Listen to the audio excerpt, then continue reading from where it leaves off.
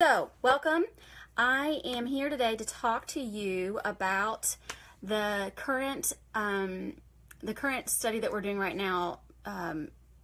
Megan wanted me to help out talking about some mission-oriented things. Hey, Tanya. And so the first thing I'm going to do is talk about an interview that I had with a lady that conducts and kind of facilitates our crisis pregnancy center here in Greenville, where I live.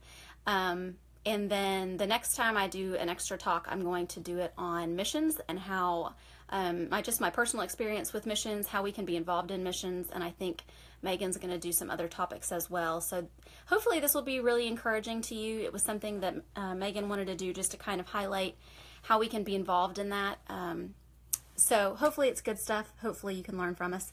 Like I said, I had the wonderful privilege of interviewing Miss Sharon Hodgins at the Hope Center, Crisis Pregnancy Center here in Greenville. And so to start off, I'm just going to tell you a little bit about her story because it was really meaningful to me personally, and it kind of explains why she is doing what she's doing. And then I'm just going to talk a little bit about what she does, and then we will jump into how we can be involved. And if you all have any questions, please feel free to ask them. Open forum. So let me tell you a little bit about her. She and her husband, I forget how many years they've been married, but it's a good number. But actually, even going back to Sharon's childhood, when she was really younger, much younger, she would ask, people would ask her how many kids she wanted, and she would say, like, I want 200.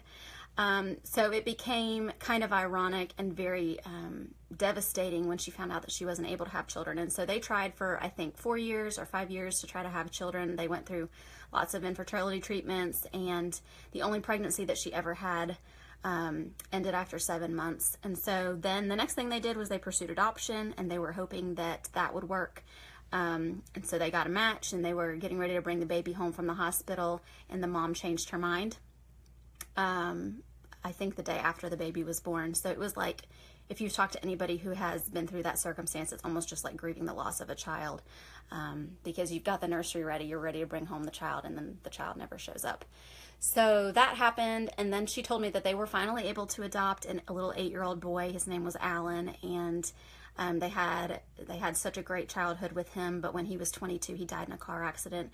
And so she's just telling me these things, and my heart is just broken for her. It seems as if there is no amount of suffering that she has not dealt with when it comes to children.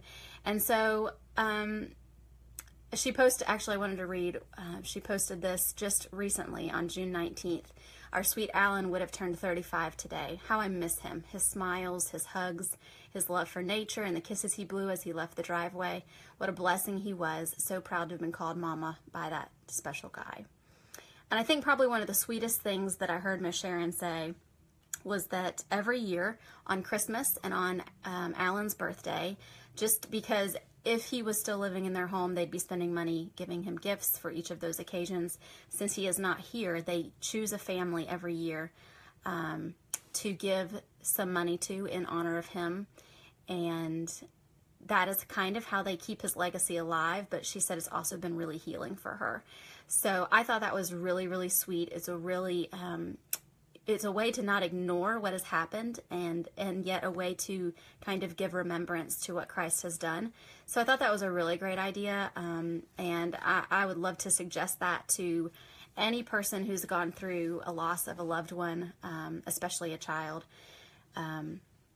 But just such a sweet way. She gave several examples of people that she had given money to in his honor, and they said, we have never had anybody do this before.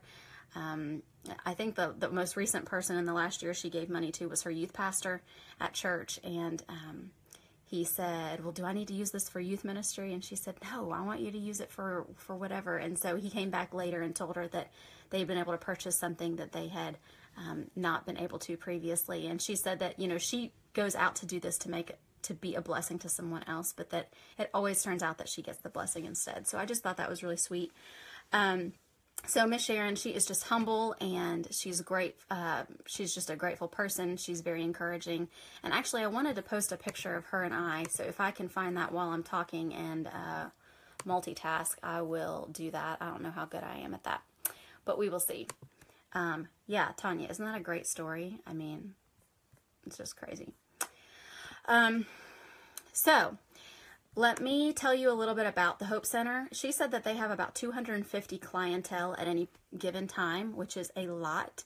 It could be people that walk in off the street that are currently pregnant, who are seeking an abortion, who are seeking to keep it, who just need help. It may be single moms. It may be moms that are married, but they just don't have any kind of finances, and so they need help. People that don't know anything about having